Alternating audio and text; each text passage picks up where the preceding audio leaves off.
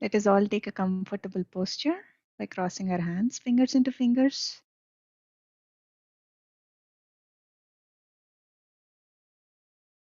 by crossing our legs,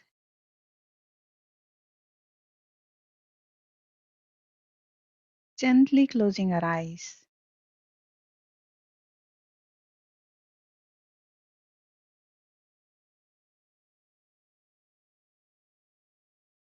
Relaxing each and every part of our body.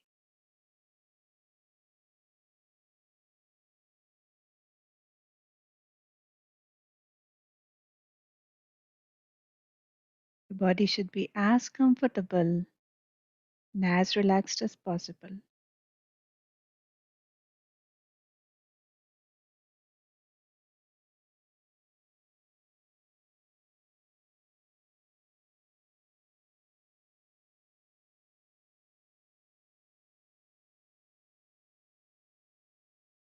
Meditation is a wonderful journey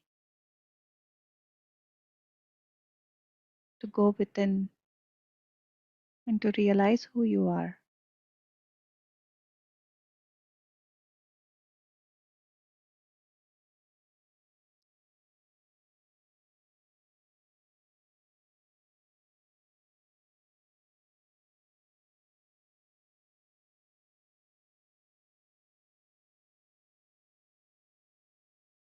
That can only be possible when we calm our mind, when we give some rest to our mind.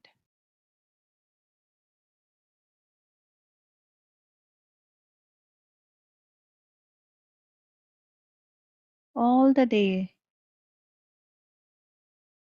the mind has so many thoughts, thoughts related to the past or the future. This time is the present for you, the gift for you.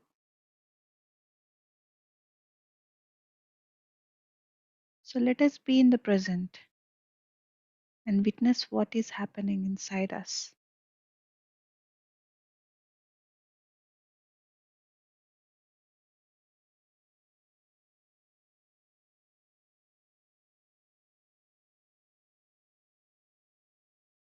How to go inside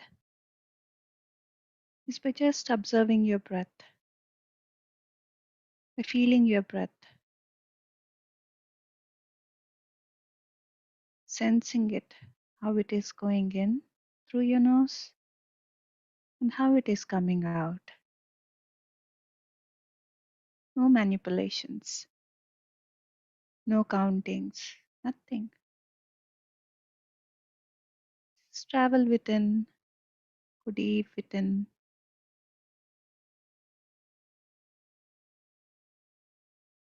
Inhale all the positivity,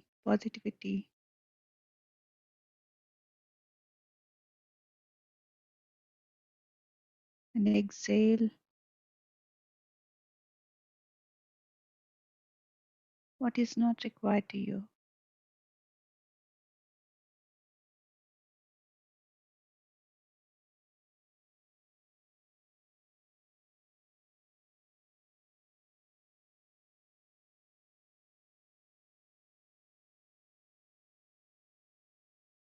Out of all the journeys, friends, journey towards the self is the most beautiful.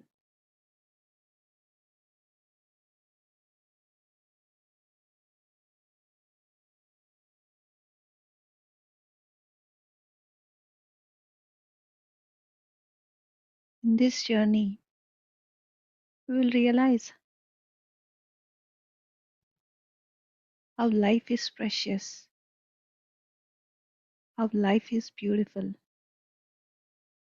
how to appreciate life,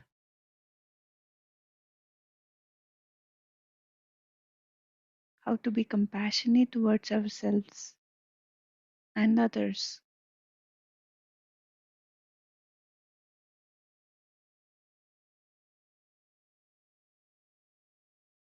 It just happens when we just go within.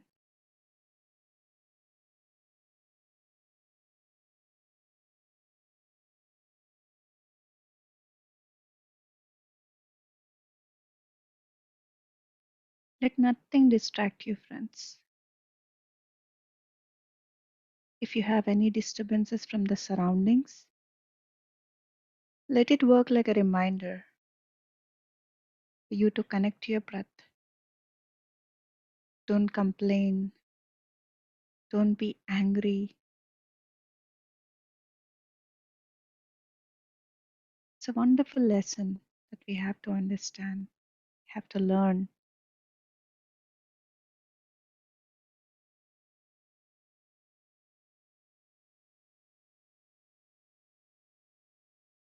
There are so many disturbances from outside.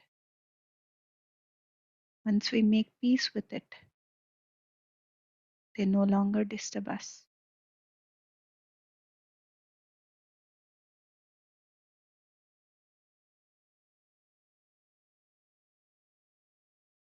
This is the process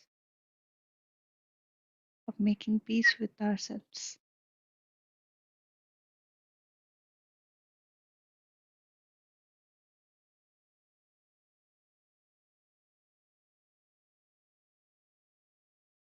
Just be with your breath.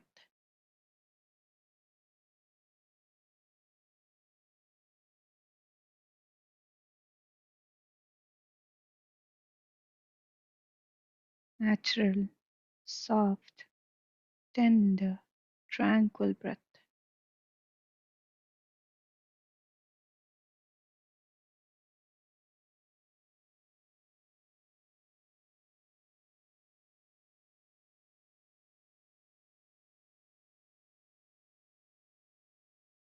There will be some music in the background that works like a reminder to be with your breath. Have no thoughts whatsoever, friends. Remember that this time is just for you to relax. Don't give power to any kind of thoughts.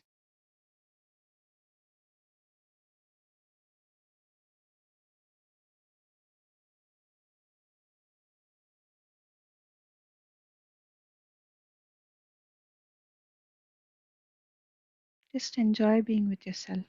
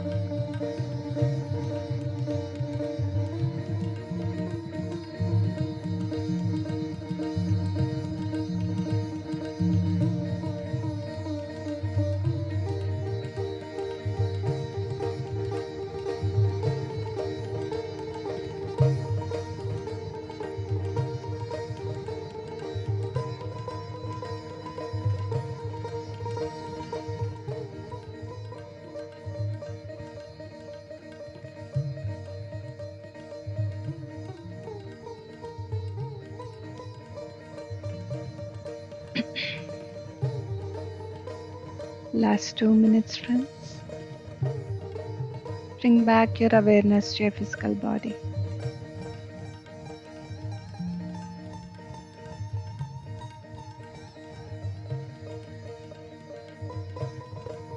Let us be grateful for ourselves.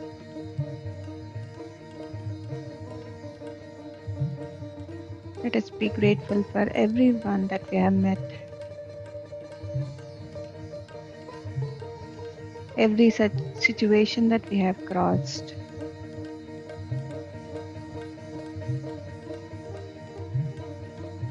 Let us be grateful for each and everything that are part of our lives.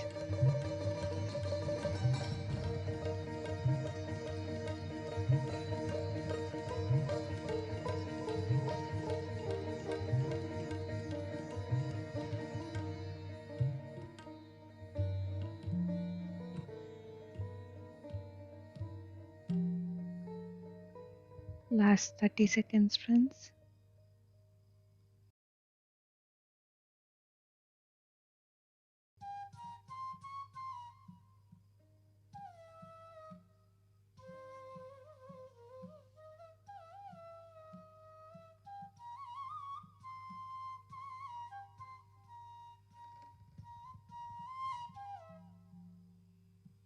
10, 9, 8, 7, 6, 5, 4, 3, 2, 1, 0.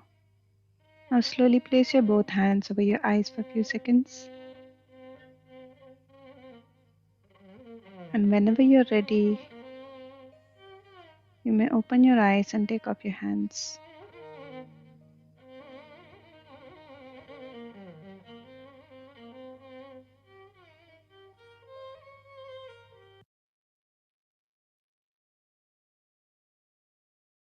Welcome back, friends. I hope you all had a beautiful session. If there is anybody who wishes to share their experience, please go ahead and unmute yourself.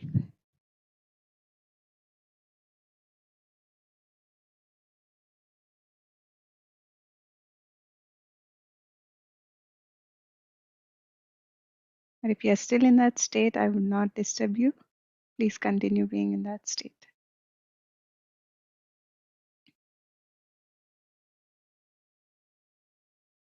All right. Yeah, hello, good Hi, evening. Uday. Yeah, Good evening. I joined in the middle, so I joined like 15 minutes back, but I Mm, felt very calm. The music was very good. Felt very wonderful. peaceful. Wonderful, Uday. Yeah, Thank welcome you, back, Uday. thank you. Yeah, Yeah. thank you.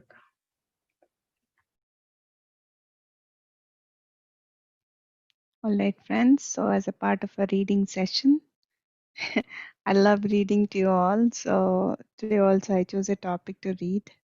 So, I see that you still are in that mode. I want you all to close your eyes once again, and it might take a 10 more minutes. Just follow the words and dive deep within. So, this article has been written by Sue Morter. Absoluteness, my oneness with everything. I was the universe itself. I was sitting with my eyes closed in a darkened ballroom with hundreds of fellow meditators surrounding me.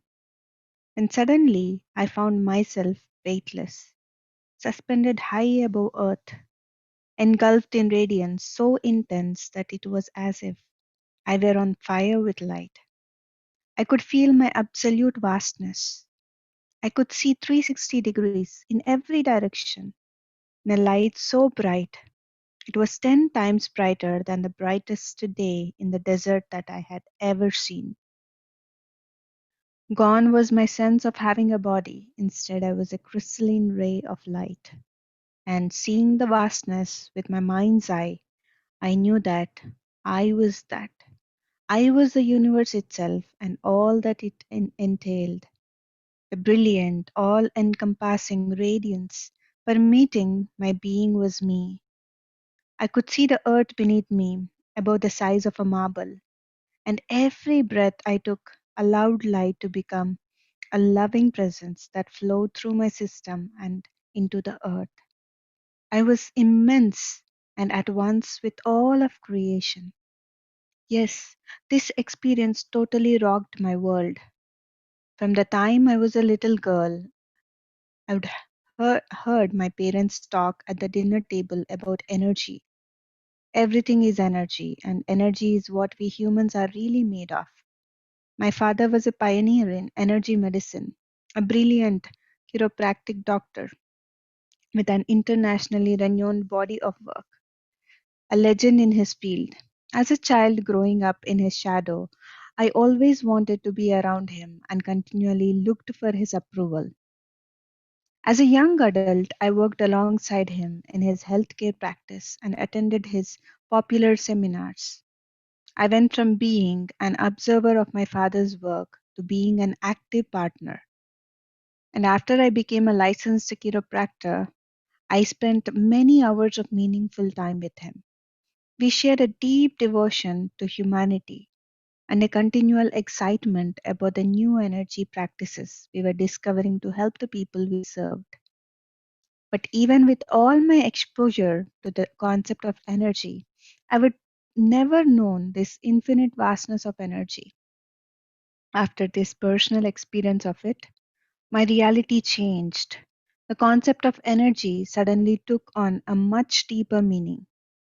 Instantly, I knew that this was who I really was. This pure, intelligent energy, blazing and alive, peaceful, eternal, outside of time and space. I was wise and absolute. My existence was effortless. There was nothing I lacked or wanted for. I was totally, utterly whole and complete. It was a state of exquisite perfection, which I knew was my home, more real than any reality I would ever known. It was the only place I ever wanted to be. And what a stark contrast it was to my life experience to date, which had felt downright torturous at times, and at best like a steep uphill climb. Everything took so much effort every day at some deep level. I felt like I was being sent to the battlefield in a fight for my life. As a child, dealing with these feelings, I developed a debili- debilitating shyness, which at every turn caused me to feel terrified and insecure. I watched softball from the sidelines for 2 summers because I was afraid of doing it wrong on the field. When I finally did step up to bat, I hit home runs. I took this to mean that I should always watch and learn as much as I could before stepping in, because otherwise I might fail. In junior high and high school, I played it safe by becoming an overachiever, always doing things right as a way to feel safe and to get approval from others for being a good person. I was a cheerleader, played sports, got great grades, won Best Actress in state drama competitions, and was voted most popular and most likely to succeed. But despite all my efforts and even the considerable validation I received, my fear of not being good enough never decreased. In fact, most of the time I was downright terrified. By my mid 30s, having become my best version of a good doctor, citizen, and friend driven by perfectionism and overgiving, I felt exhausted. Though I had attained professional and financial success, I lacked joy, love, fulfillment, and a true sense of self. I was suffering physically, especially from almost daily migraine headaches that left me unable to lift my head off the pillow, let alone go to work. More and more often, I found myself wondering, is this really all there is? Then one day, something inside me snapped. While God had never been a part of my worldview, I was now desperate enough to be willing to let go of doing things my way and to reach out for help. That evening, I walked out onto my balcony, looked up to the heavens and almost demanded, "You show me, as I'm clearly not getting this life thing very well." In that very moment of surrender, something shifted. I felt lighter, and right away, my life began to improve. A series of serendipitous events took place. People started inviting me to meditation retreats and to have conversations about consciousness and the study of enlightenment, and offering books and instructions on how to engage in life in an entirely different way. As I went to the meditation classes, awakenings began immediately shifting my perspective of what was real. Not long after, I was in that ballroom having the profound experience that would forever bring me out of the suffering and struggle that my life had too often been up to that point. My transformative ray of light experience, my spontaneous breakthrough while in meditation, showed me the truth of my essence as an energy being in a way that I couldn't ignore or deny. Suspended above earth as a radiant being of light, I was in another reality altogether. I had awakened to a different version of perceiving life and myself in it. It was as if I were scuba diving, looking out from behind a face mask, aware that the underwater world I was now experiencing was more real and truer than life on shore. It felt like I would be in this place forever and was never going to leave it. I was more at home here than in any concept of home I could ever have conceived with my mind. Instead of being completely afraid, as I would been for much of my life, I suddenly experienced myself as completely complete. There was nowhere to go, nothing to do. I could simply be in my absoluteness, my oneness with everything. This all encompassing sense of completeness was a total contrast to how I would experienced my life myself to date. As, as an adult working with my father in his seminars, I found meaning and purpose, but I also suffered from debilitating migraines and a persistent fatigue. For years, I napped during my lunch breaks. I was always ready to please, fix, and prevent conflict in any form. Relationships were often arduous, yet I set out to make them work, even if that meant I wasn't true to myself. After graduating from chiropractic college, I set up a clinical practice and had great success in the outer world, but lacked deep internal joy and real fulfillment. In short, I was suffering, not because I was doing anything wrong, but because I was operating according to a set of rules that were not based upon my true nature. When we struggle, it is not because we are flawed or unworthy, but because we are trying to solve problems, pain, and challenges using the very forces that generated them, the mind and the protective personality. Until we know ourselves to be energy or spirit, we believe that we are the body or the mind. This single misperception about our identity causes us untold suffering and is at the heart of every problem we have in life. Why? Because so much of our true nature is excluded with this view. Something feels missing, so we perceive that something is missing or wrong or broken about us. We then spend all our time and effort trying to compensate for feeling inadequate, as I did growing up and for years into my career.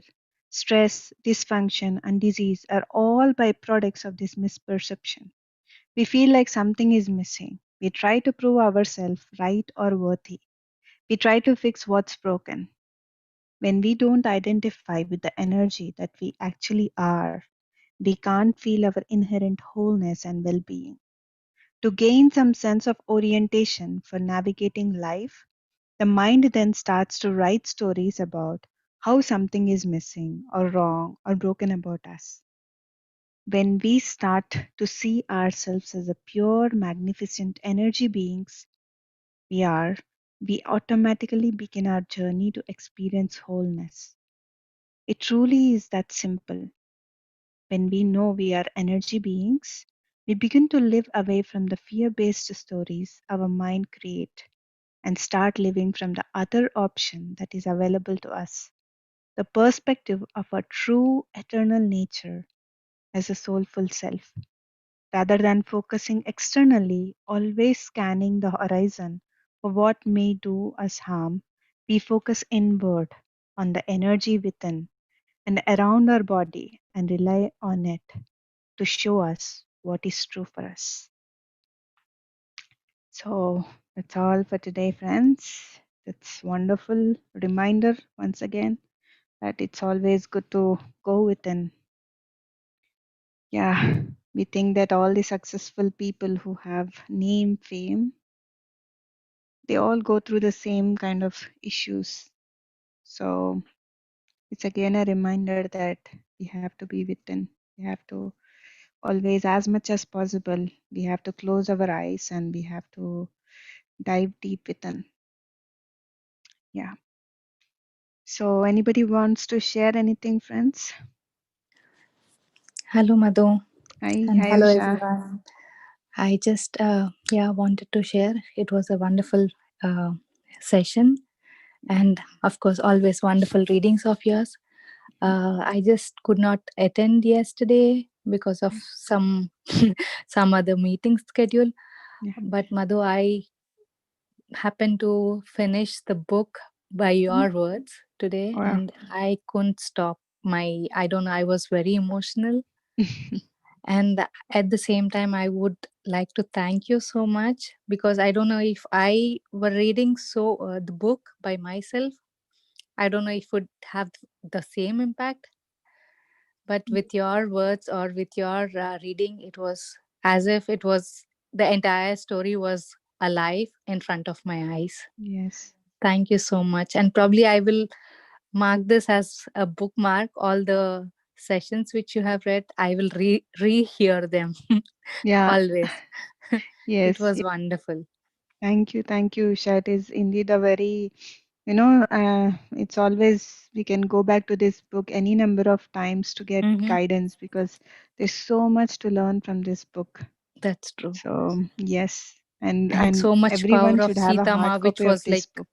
yeah, which was So, not told, or yeah. which we And never heard about. I'm planning to do this audiobook, Mm-hmm. audiobook soon of this book Untold Story of Sita, so that it will be easy than having this, like we have meditation and then reading. Mm-hmm. Mm-hmm. Instead of that audiobook, it will be easy for everyone to access. Yeah. That's true. That's true. Thank you so much, Yeah, Madhu. perfect. Thank you, And Usha. Hmm. I also have what is this longing, an urge, because it's been several days that I did not hear you and Ram playing together. So this was a Yeah. quest which was coming from inside. Okay, Probably we will do today. it soon. Oh yeah, Thank you maybe so much, tomorrow Madhu. we will do it. Wow, We that would be Yeah, we will make perfect. sure that tomorrow we will do a music session. We will do Thank it you so together. much, Madhu. Yeah. Thank you. Thank you. Yeah. Thank you. Thank you. Yes. Bye. Yeah. Anybody else, friends? I know Sahar, I have stopped it early. Yeah, Madhu, it was so nice music, and I felt it was so quick today because maybe I'm used to doing a bit longer meditations. I felt it was like it went, but that's Patriji's voice, isn't it? Yes, yes, yes. It is Yeah, Patriji's flute. yeah, yeah. So nice to listen that, and the topic you shared is also very beautiful. Yes. Yeah, Yeah. it's a reminder. Thank you, Mina. So anybody else, friends? Yes, Yeah, yeah, yes, hello. yes, Uday. Please go It ahead, was Uday. very beautiful. But actually, like I thought, like today will be Untold Studio see the last section. So last before session, I joined day before yesterday, right? So you told me Yeah. like within 2 days we gonna finish. So yesterday, Yeah. unfortunately, I couldn't join you. So I thought today will be the last day. No, Uh, they actually, yeah, I didn't see. I thought there are a few more pages. The last few pages were commentary, so I thought to skip that part and to read the last chapter. And yesterday it was finished. yeah, I Yeah. gladly, yeah, gladly I bought the book, but Oh, I wow. bought the book. I bought Wow. the book, so I will read now. I will read now. I won't want Yes. stop this. So I want to finish That's the book great. first. That's So great, thank Uday. you so much for sharing Thank you, Ma. your wisdom, Yeah, Akka, through this book. thank you. It's really, it Yeah, will be thank really you. helpful for me a lot. Thank you. Yeah, Thanks a lot. great, great. Yeah. So, yes, friends, from starting from Monday, as I promised you before that, I'll be reading one more book, The Buddha's Wife. That is again wonderful book. So we have heard about who is Buddha and everything, but what are his teachings? But we will get to know about Buddha's wife, Yashodhara. So, what are her teachings and what did she do? And how did she attain enlightenment? So, this is very important also, friends, because as always, Patriji says that we should be a monk living mm, in this society. We should not go away somewhere and become a monk. Being in this society, if we can able to be a monk, then that's the great thing. This book will say all about it. Being a monk in the society, how we have to support each and every person who are around us, how to create that circles. So I'm very much looking forward to read it. And thank you all once again, and see you again tomorrow. Friends, tomorrow there will be change in time for Indians, because for the ones who are joining from India, I think also Egypt, we will be meditating at 6 p.m. here. So it will be 5 p.m. in Egypt, because from tomorrow the daylight saving will be starting. So in India, it will be at 10:30 instead of 9:30. We will be meeting at 10:30.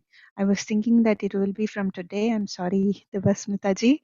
Yeah, we're very sorry for that. And from tomorrow, it will be at 10:30. And from Mondays, it might take a little longer for the ones who are joining from India, because there will be also book reading session. But we make sure that we will do a short meditation, 30 minutes, and then we will do the book reading, right? So, till we see each other tomorrow again, have a lovely day, a lovely evening, and a lovely night. Namaste to all.